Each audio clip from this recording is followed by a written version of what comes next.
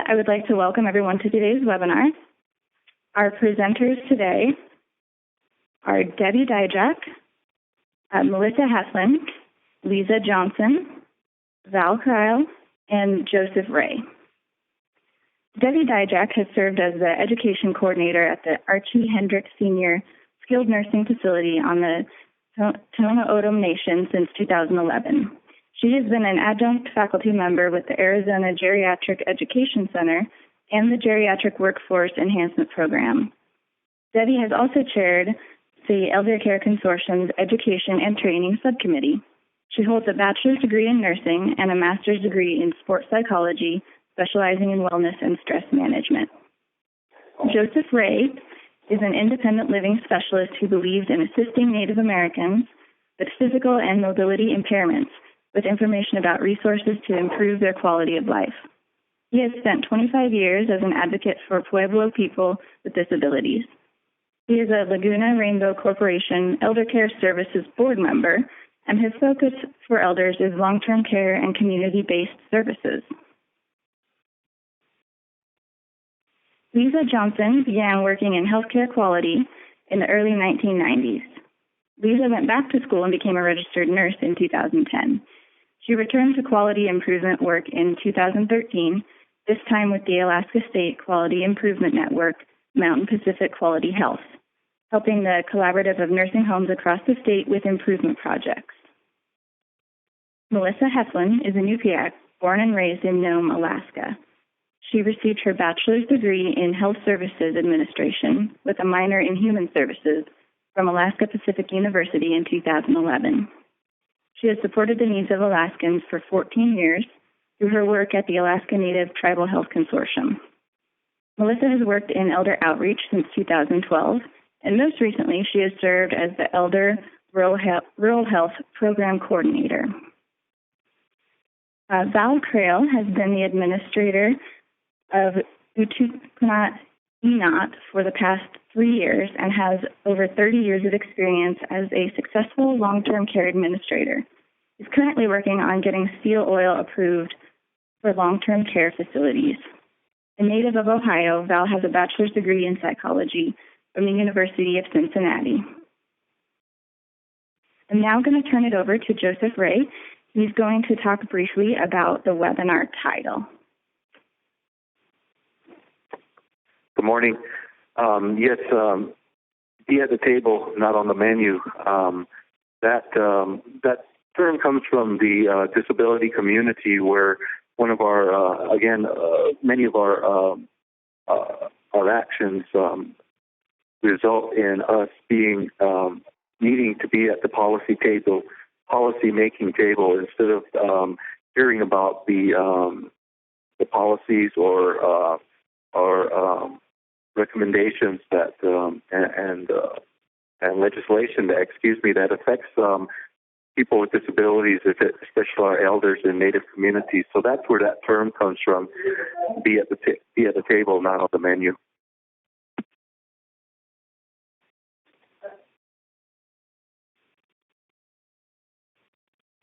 And if we could go ahead and advance to the Unite logo. This is Lisa. I'd be happy to speak about that. So what we're showing on the screen now is the logo that we've created for our Unite Nursing Home Collaborative. And this is a collaborative of tribal nursing homes that was begun about a year ago in November. We have been working, like I said, just about a year, but during this time, we've really engaged a lot of the other agencies that impact long-term care and support services. So while we're a rather young collaborative in our work, we've made some real inroads with connecting with folks at the regulatory and level that will help impact our work. And if we could go ahead, and I'm going to go ahead and advance to the next slide, where we're just talking about, are you advocating for tribal elders? While our collaborative work is tribal-based nursing homes or tribal nursing homes, really our work goes much more across the continuum than that.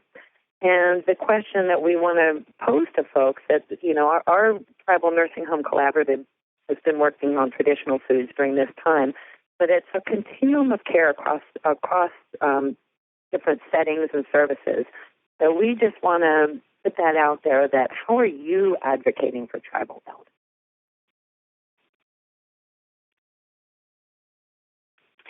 So this is Debbie Dijak. Thank you all for being on the call. We appreciate your listening in today. Our goals and objectives for today's call is to learn how to have an effective meeting with regulatory agencies. So this really ties in nicely with what Joseph said about we can't just sit back and kind of hope everything works out okay. We have to get out there and be part of this process. And how do we do it very effectively? And that's what we hope to do for you today, is have a mock meeting where you're just kind of listening in and thinking about how effective is that? What else could have been said? Those type of things. We want to make this very hands-on for you. So our objectives are to learn how to effectively communicate with various stakeholders on aging-related topics. Could be the state, could be CMS, could be a local health department.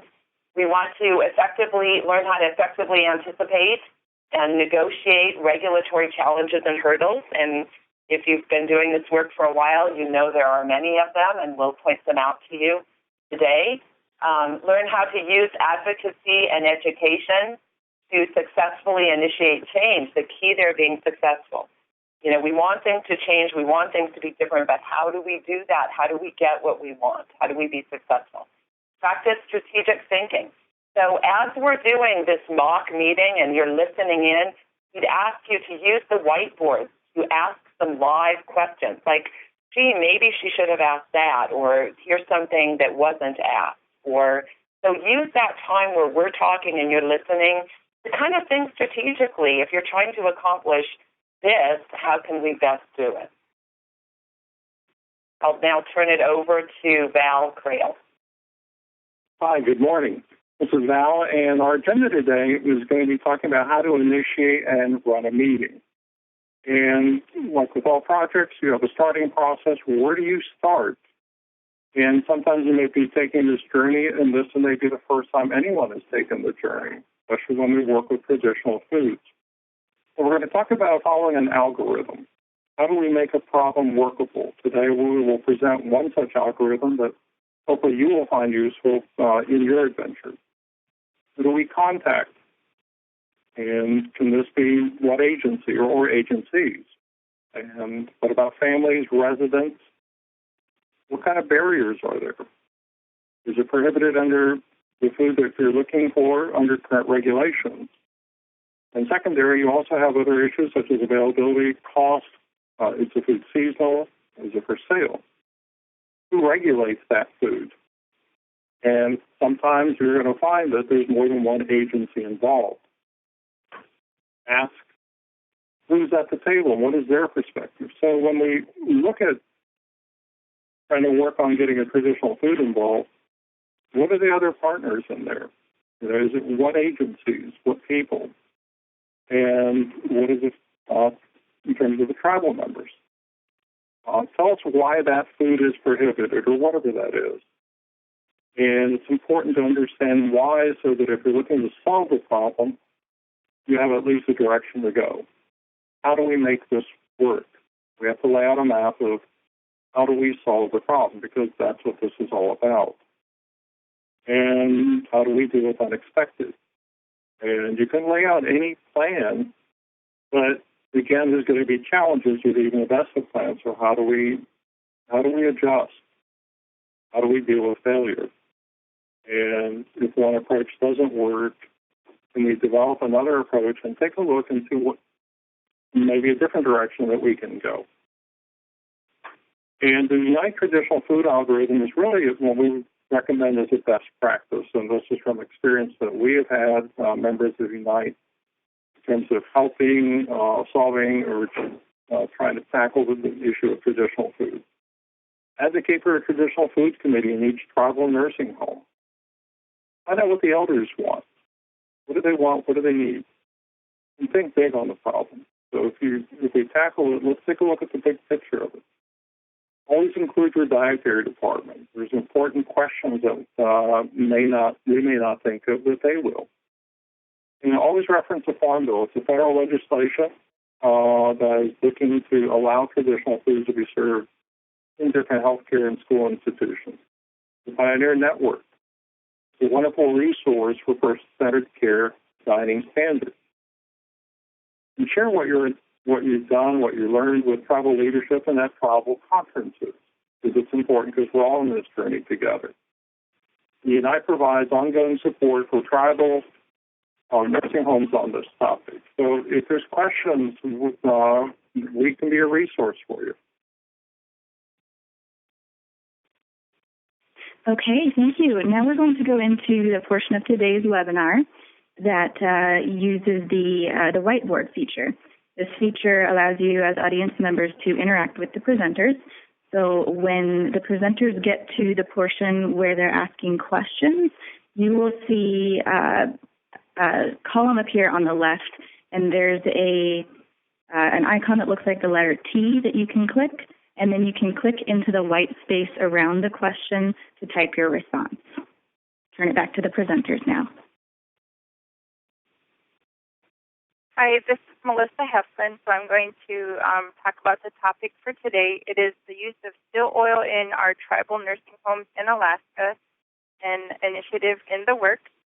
So our presenters and roles, we have a little bit of modification due to technical difficulties. We have Lisa Johnson, who is titled as the Serious Surveyor. Debbie Dijak, she is the chairman. Helen McGaw is going to be Administrator Helen. Myself, Melissa Heflin, as the registered dietitian known as Healthy Heflin.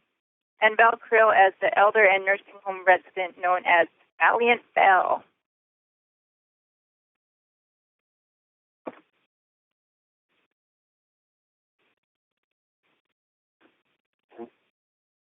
Hi, good morning, everybody, or good afternoon, depending on where you are, based on the time zone. We're meeting here today to discuss how to safely serve seal oil. This is a traditional food of the Alaska Natives, and we want to be able to serve it here in our nursing home. I believe we've gathered the right people to address this issue, so I'd like to ask everyone to go around the room and introduce themselves and the agency that they represent. It would also be helpful to know what your role is at the table. I'll begin by introducing myself. I'm Administrator Helen. I'm the administrator for the nursing home here in Cockapoo. My role today is to help the group find agreement on how to safely serve seal oil to our nursing home residents. Concern about seal oil for anyone who's not from Alaska is the risk of botulism. The production and preparation of this traditional food can result in serious illness if not prepared properly. Therefore, resident safety is at the heart of this discussion, along with maintaining the traditional values of our natives.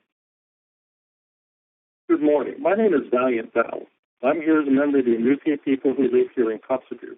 My role today is to bring understanding to this group about the importance of seal oil to my people.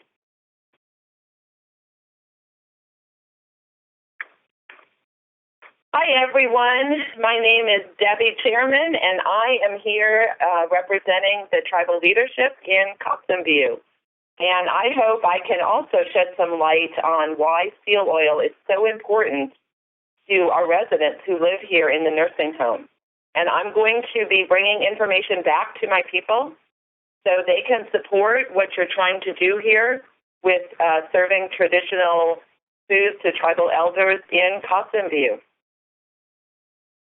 Hello, everyone. I am Healthy Heflin. I'm the dietitian, and it's my job to make sure that each resident has the appropriate diet and nutrition needed for their best health.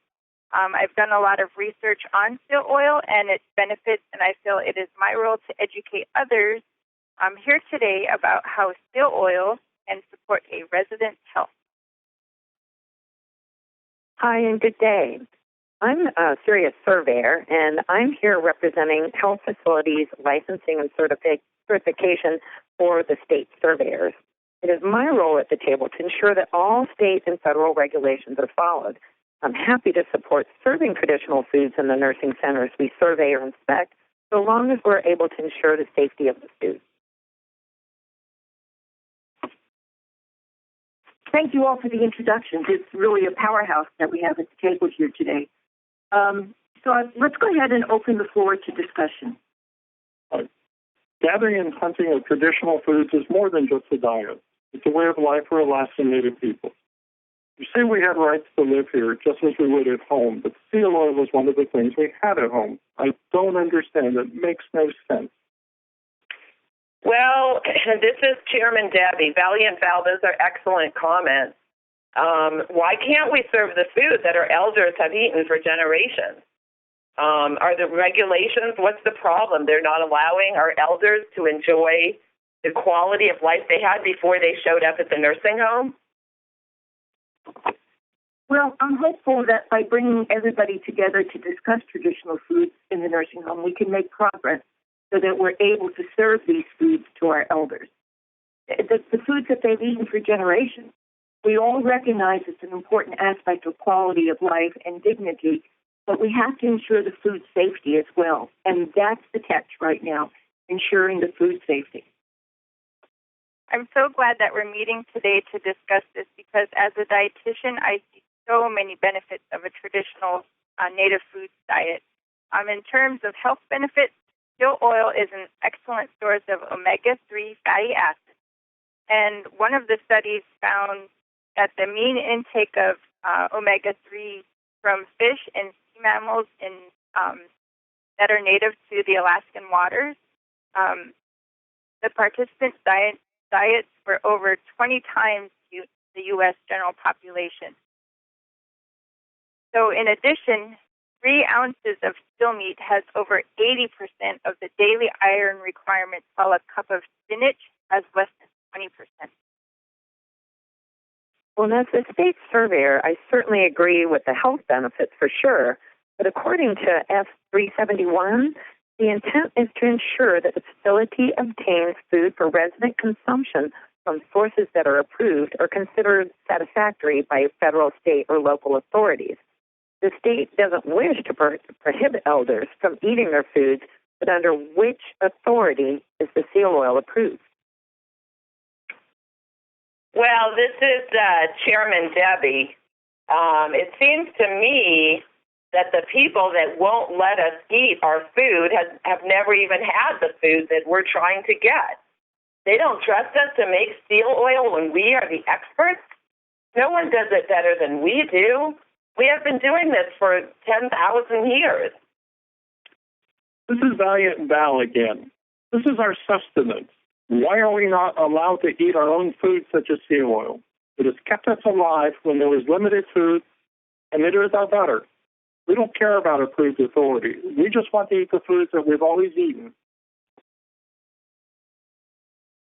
So as a dietitian, nutritionally, seal oil is as good as, if not better than fish oil in terms of promoting health. It has much higher amount of EPA than fish oil, which is an important factor in preventing plaque in our arteries and keeping them elastic.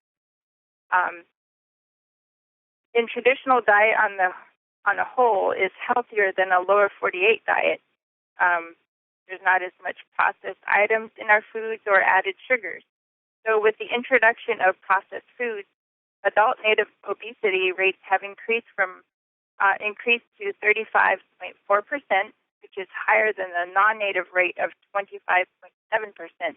By comparison, U.S. Caucasians are at 25.4%.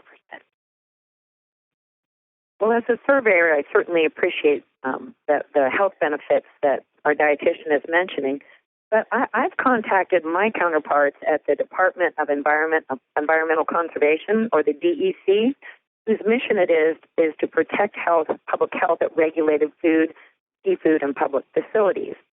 They are responsible to prevent illness, injury, and loss of life caused by unsafe sanitary practices.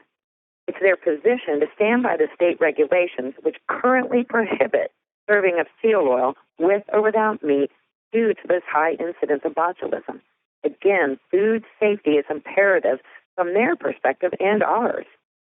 Currently, the foods that are accepted by residents from visitors, family, and friends or guests are not subject to these requirements of the FTAG 371, And residents do have the right to choose to accept food from family and friends according to their rights to make choices.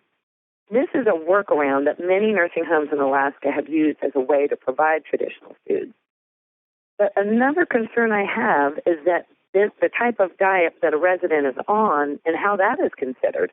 For example, if a resident is on a pureed diet and a family member has donated seal oil with meat, how will your kitchen be able to prepare a prohibited food to the correct consistency? Well, as a dietitian, we would like to meet with the family to let them know what we would not be able to prepare in the facility for the food that is the right consistency, and that bringing in seal oil is okay, just not meat. So this, what I think is the key to all of this, or at least my role as the administrator, is to work with different government agencies, build collaboration with them to solve the problem. The challenge is in finding who it would be the approving authority for seal oil. There's no commercial processors in the United States.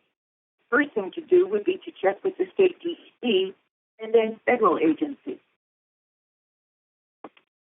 Well, again, as the state surveyor, I'm contacting the folks at the DEC that they have shared with me that there is a variance an agency can request if they show that the food is safe.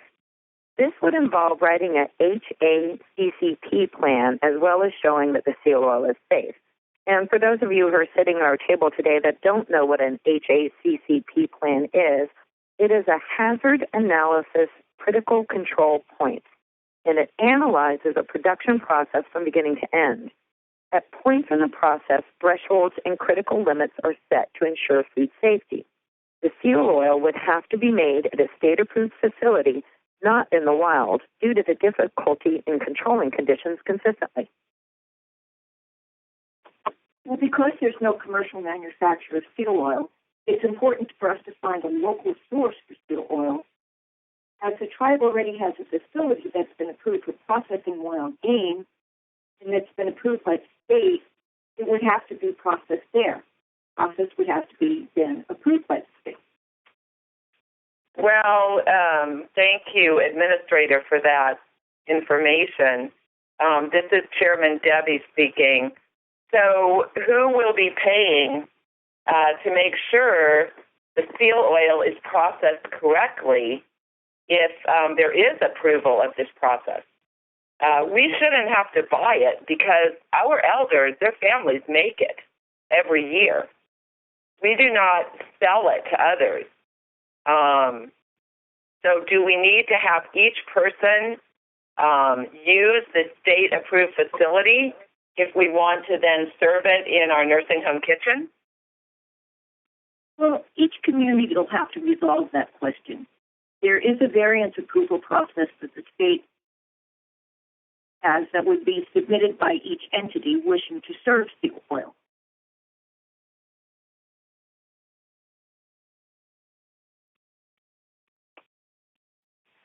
Well, as a state, I've been told by the DEC that with each type of seal, a new HACCP plan would have to be written as well as showing that the seal oil is safe. In addition, I've contacted the state lab and have been told that no reagents can be used from the state to test seal oil for botulism. Testing can only be done on a reactive basis, not a proactive basis. This is due to the limited amount of reagents that are supplied by the CDC in Atlanta and the purposes for such. I actually contacted the CDC about our meeting today and asked them if they could offer some more insight. They provided the following response, which I'll read. The CDC produces all reagents and kits for lab investigations of botulism, whether performed at the CDC, state, or local labs or by other federal agencies. There are limited funds to support the procurement of these materials, which must be restricted to their original purpose, investigation of botulism events. CDC reagents are not to be used for surveillance or research purposes. We cannot permit the Alaska Public Health Lab to use the mouse bioassay antitoxin reagents or the botulinum toxin ELISA kits for the purposes of pre-screening food for the presence of botulinum toxin to ensure it's safe for consumption. The Alaska Public Health Lab also obtains funds from the CDC to support their animal testing, and use of CDC funds for this purpose would not be permitted. If the state public health lab chose to conduct additional testing, all resources associated with that would have to be provided by the state. And I guess I would say, did everybody understand that? And the bottom line is, where that leaves us is that we must find another way to test for botulism proactively. So what role does the FDA play, if any? As the dietitian, the FDA requires that manufacturers produce products that are wholesome, safe, and unadulterated. The Information Center does not maintain product safety information for specific food items. Even though our food regulatory agencies like the FDA or the USDA not do that type of testing, is that what you're suggesting? It's a state, again, I'm aware that Native Americans are self-governed by a board of directors who work with state and federal agencies. One of the board of director partners is an environmental health specialist. CMS would expect that the production of seal oil would follow federal standards, and that we understand that the environmental health specialist position could be facilitating this process. One way to accomplish this would be to get the University of Fairbanks or Alaska to test for botulism and allow the EHS, or that environmental health specialist, to oversee the safety of that process. Well, yeah, you're right. There are individuals and agencies across the state also working on solving the challenge. There's the Seal Oil Commission. With the Seal Oil Commission, though, if any individuals could provide the HACCP plan, and the university labs do the botulism test, that's a possibility. If there are indeed individuals out there that are willing to help us, we need to bring them together with the Alaska DEC on the ground floor to make sure everybody's working together. Should the variance get approved, then the next step is to bring the state DEC and DHSS together to make sure both agencies are in agreement with serving seal oil. If there be any questions, this would be the place for them to get the answers prior to serving any seal oil to the owners.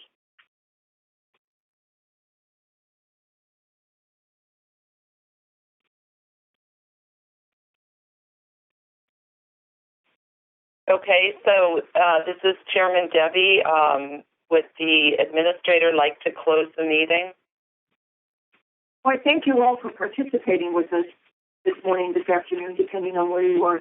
This is a great challenge, and it really has our top priority, because the respect, the dignity, the integrity of the Native culture is very, very important to our residents.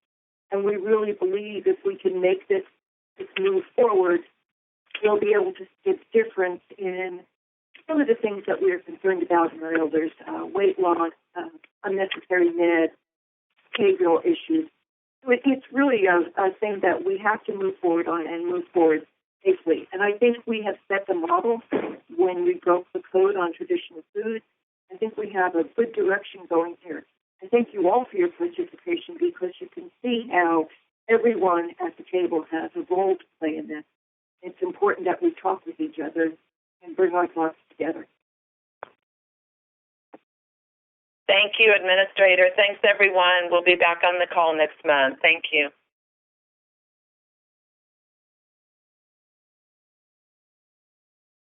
Okay.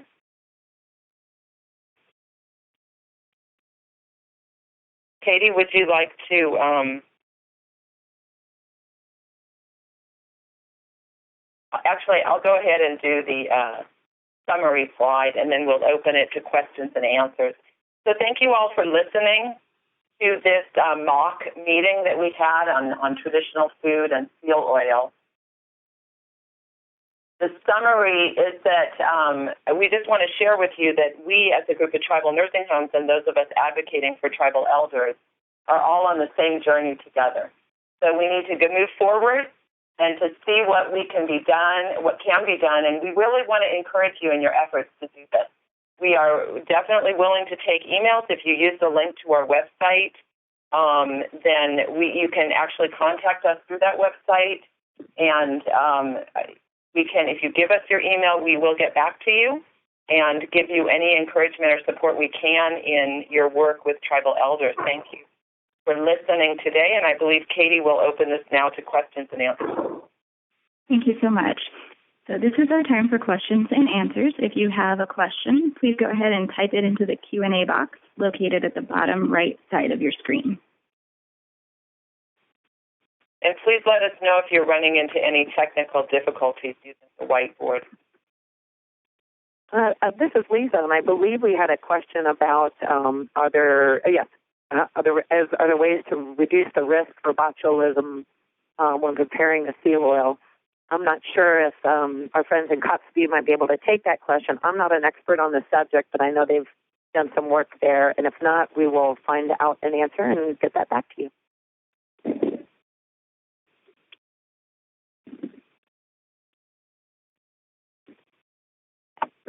With seal oil, in terms of the how to reduce the risk, actually, one of the things that we are working on is developing one such facet plan with the University of Alaska at Fairbanks and working with the state to see if make sure that whatever process we look at that they will approve, because that's very important to bring them along. So what we are doing is bringing them along into the process.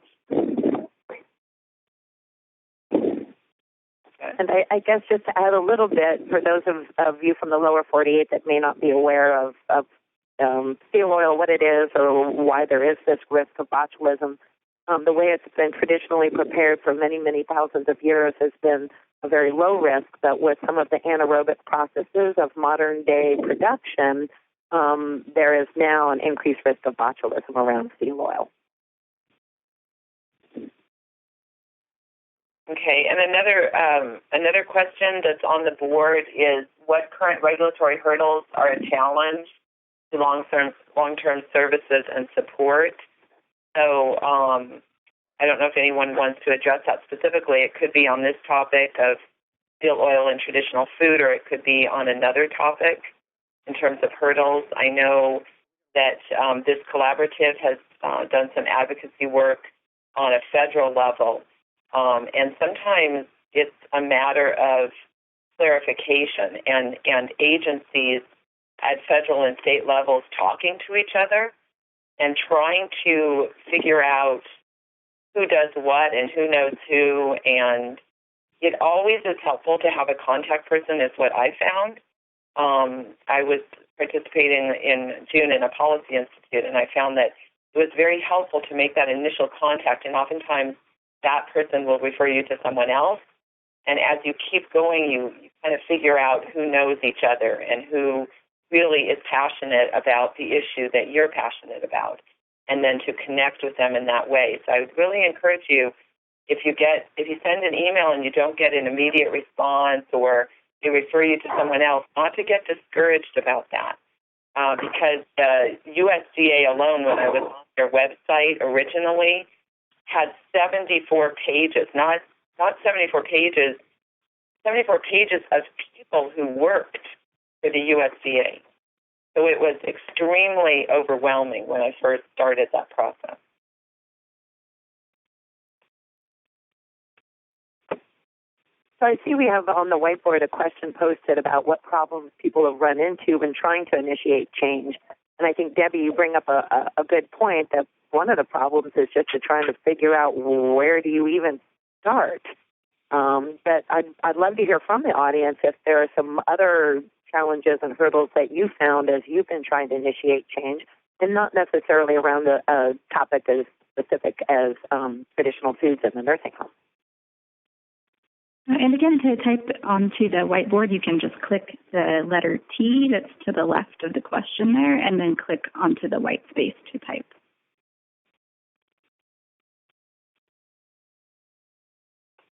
And if no one on this call has run into any problems initiating change, I'd love to have your name and number so that you can help me with all the change I'm trying to do.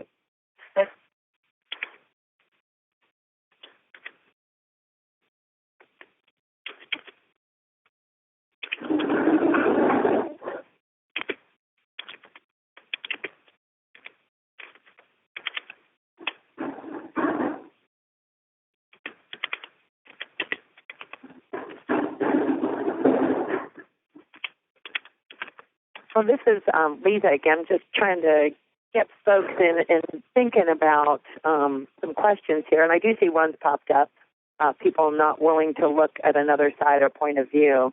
I think that's certainly part of the education that has to happen when you're initiating change, is what you're trying to change, why, and why it's important. But getting folks to understand that there's a different point of view or another point of view, that's a very valid point. And I'd like to comment on that. This is Debbie Dijak. That was some advice given to me early on in my career and has been given to me many times since, is to kind of step back before you even get started and think about who's going to be at that meeting. If I were them, kind of put yourself in their shoes, what would I be concerned about? If I was the director of nursing or the administrator or the state regulatory agent, what am I going to be most concerned about here when I come to the table? This is Val, the administrator up here in Kotzebue, and there's a follow-up question. Do you think face-to-face meetings are more productive versus teleconferencing? And I would say yes. From our experience, one of the projects we worked on was getting wild game approved to be served in our facility, such as moose and caribou. And what we learned, or what we did, was we actually took the state regulators who are involved with, when we're saying wild game, and actually got them to meet with the state surveyor agency to let them know that they are approving it, and it was an educational session as well for the state surveyor. So I think it is a challenge with schedules, with everybody, but it was very productive, and the state surveyor agencies basically came out and said if the state agency over the food is good with it, we're good with it. So we got it approved that way. And even with our collaborative, Val, we started with a face-to-face meeting. We had 30 people who committed to coming to the Banner Alzheimer's Institute Native American and Dementia Conference in Scottsdale, Arizona last fall. And I think that face-to-face meeting really got this collaborative off to a good start, because now we felt more connected, I think, to each other. This is Lisa, and I also wanted to just pipe in and add to what Val was saying and his experience working with that group at the table. And I'm glad you said that, Val, because I do, just in hearing how that whole meeting went, I think that when you do have people in a room talking, networking, looking at each other, you can ask more follow-up questions, you can read body language, but most of all, you get that personal connection and understanding with who that person is that you're talking to on the phone, or you need to ask a favor from, or whatever. So, again, I know it kind of flies in the face of how all work is moving to the web these days, but there's a lot of value in those face-to-face meetings. So I would agree with Val's comments 100%. All right.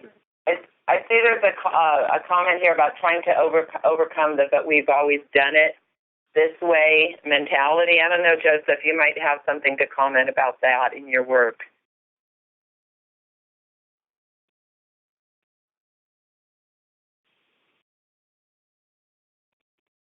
Or if anyone has a comment they'd like to make on that, where you run into people who say, well, this is just the way, or I've tried that before and it doesn't work. That's a variation of that same thing.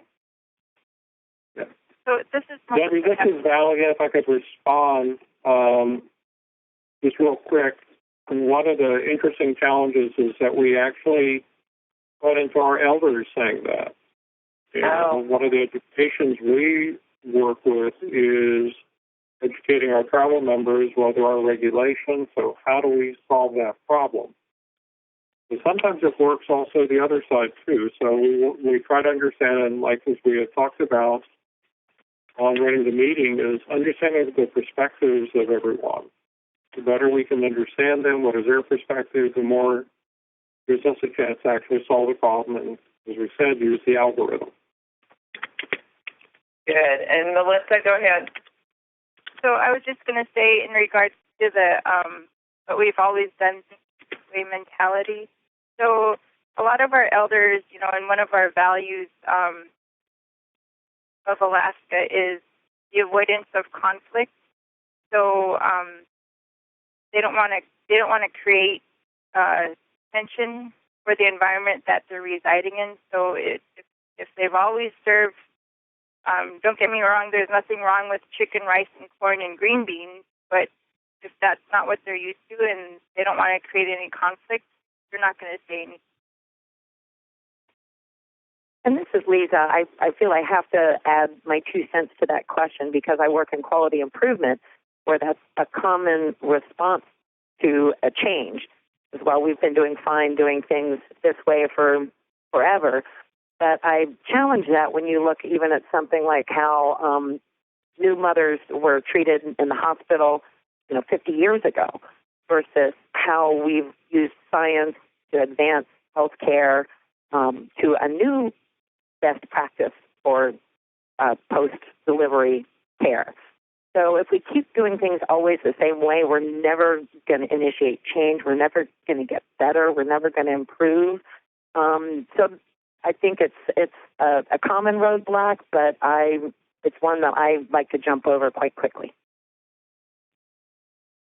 Thank you, Lisa. And I'm just going to say one more thing on this. This collaborative is about change, and it is about education. And I think, the comment about,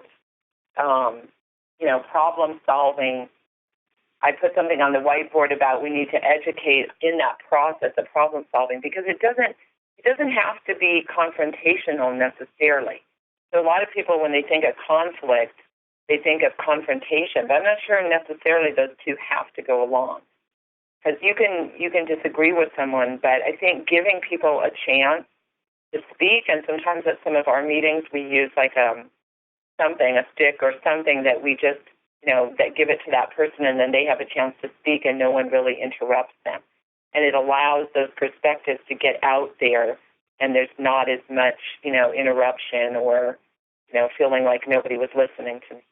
And then once you get everything on the table, then you can really start to explore what's on the table and what would work and what wouldn't.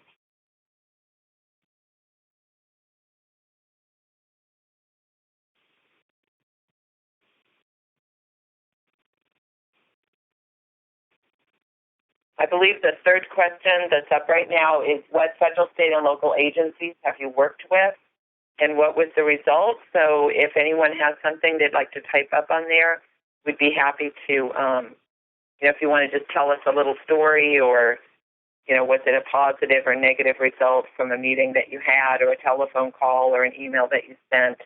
Was it hard to get a hold of an agency? Those type of things would be helpful.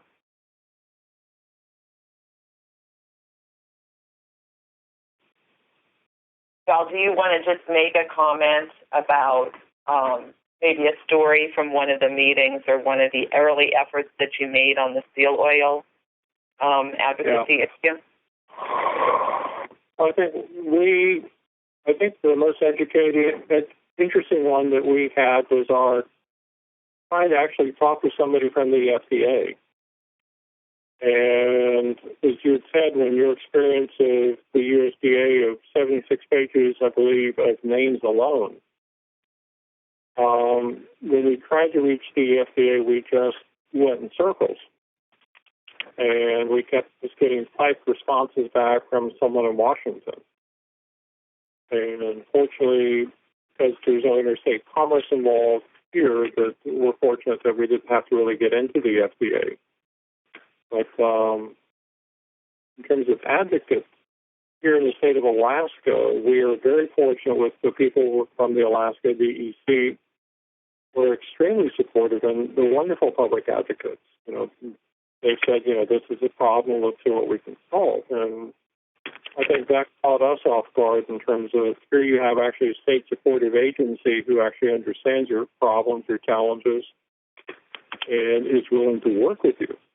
So two very different perspectives. And one of the nice things, even the nursing home survey agency, Helen, my director of nurses, and I, when we met with the two groups, we kind of threw out a question just almost listen, this is a lark. We said, we can't garden up here above the Arctic Circle. Can we call the tundra our garden? And the tundra is about a half a mile away, maybe not that far. And they said yes. We were floored. We said, okay, thank you. So very supportive. Val, I was going to ask the million-dollar question that I think a lot of folks that work in nursing homes probably fear the most, and that is the state survey. Did you feel like they were a willing partner in this process as well? I think they were very willing, and I think what helped was bringing the Alaska DEC, the people that regulate traditional wild game, into the picture. And it was an educational process for them, too, because sometimes the agencies don't meet with each other. And it was very positive. I know everybody in the state of Alaska, we're just one piece of it, is looking, how do we do this? Melissa can comment much more, and Lisa, you can too, about the efforts throughout the state. But the agency was very supportive, and I thought, this is great. What I'm guessing, though, is listening to you talk, that meeting where you had everyone at the table together, including the state and all these other folks, was that it allowed that conversation to happen where I, as the state surveyor, back in my role for this role play, I'm convinced that we have a safe process. And that's, again, that's why I'm sitting at the table, to make sure we're following regulations to provide safe food to the elders, so that there's that sort of peace of mind that everybody knows, okay, this person's got that covered, this agency's addressing that. Would you say that's an accurate statement? I think that's accurate. One of the unique features of Alaska is that you're allowed to donate wild game to healthcare facilities. And that's great, but when we deal with CMS, the question is, as we had talked in this role play before, at 371, there has to be a federal, state, or local approval authority. So you just can't give the food and accept it. And that was the second half of our puzzle, of who is going to be the approval authority. And when we built a facility to process wild game, the state put their state permit on it and told the state surveyor agency that's the approval authority for nursing homes to serve wild game, and opened the door up for everything. Tremendous support. And we do, so that's a positive message. That is a very positive message, Val, what you just told everyone. How important is, some of this we've touched on, but there's a question on the whiteboard, how important is creating alliances with other agencies to help advocate? I think my personal opinion is it's critical. It's critical. It would be like trying to run your car without gas and oil. I think you have to have these alliances, and by that, not only the connection and the collaboration, but people like being supportive of each other and saying, yeah, we're on board with you. We think that's great. So when you think of an ally, you think of someone who's agreeing with you, maybe not on every single detail, but the overall piece of that you're in agreement of. Would anyone else like to comment on that? This is Helen. Absolutely. And in fact, by getting together and having this alliance, it took some of the pressure off the surveyors not to have to dig further when they came out here to the field. Because we asked the question, when the surveyors walk through the front door, what are they going to look for? Do we have to write detailed policies? Do we have to have all of the instructions up on the wall? So by getting the answer from the state as to what they would want to look for, it took a lot of pressure off of them and a lot of pressure off of us. So taking that additional step to ask the question. And the answer to the question was all they needed to see was our state DEC certification for our kitchen.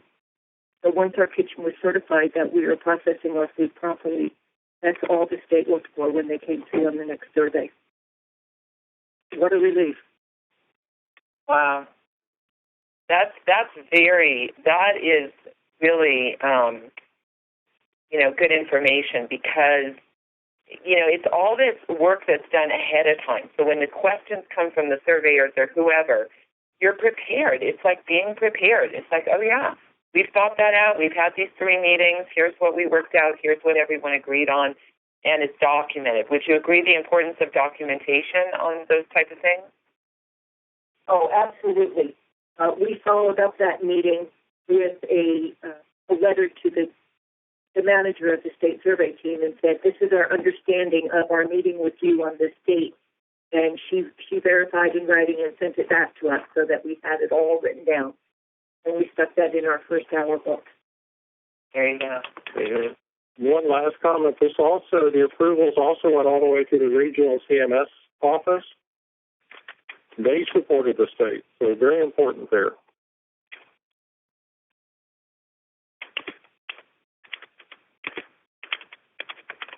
So you want to keep, what I get out of that, Val, is to keep working forward. Don't just stop, just keep working forward, to keep creating these alliances, keep collaborating, keep involving as many people as you can. Sometimes there's a strategy where you just kind of keep talking. If you keep talking to enough people, somebody will listen. But that can be helpful. You can learn from people as you talk to them. You gather information. Yeah. And Debbie, I think the algorithm that we have here today, I think is going to be a very useful tool for people, because there's some very important things that we use to try to solve our problem. Yeah, that's what that algorithm is for anyone listening. It's almost like a plan, a checklist. Have you done these things? Have you thought about these things? Have you approached your problem in a kind of an organized way? Because you're going to have more success when you do that. And getting people on board with you. We just established our traditional foods committee here at Archie Hendricks, and we've had 2 meetings so far. The first one we involved our dietary folks with, our consultants, and it was a great meeting. It went extremely well. So really encouraging of these kind of advocacy efforts. All right, any other questions? Okay, Katie, I think we're getting close to the time. I don't really see too many other questions on the whiteboard. Okay, thanks, Debbie. We'll go ahead and wrap this up. In closing, I'd like to remind everyone that today's webinar was recorded, and the audio and the PowerPoint slides will be made available at cms.gov. If you'd like to explore the collaborative website that the presenters discussed, keep your browser open and a link will appear to that when we conclude the webinar session. Thanks for joining us today. Our session is now concluded.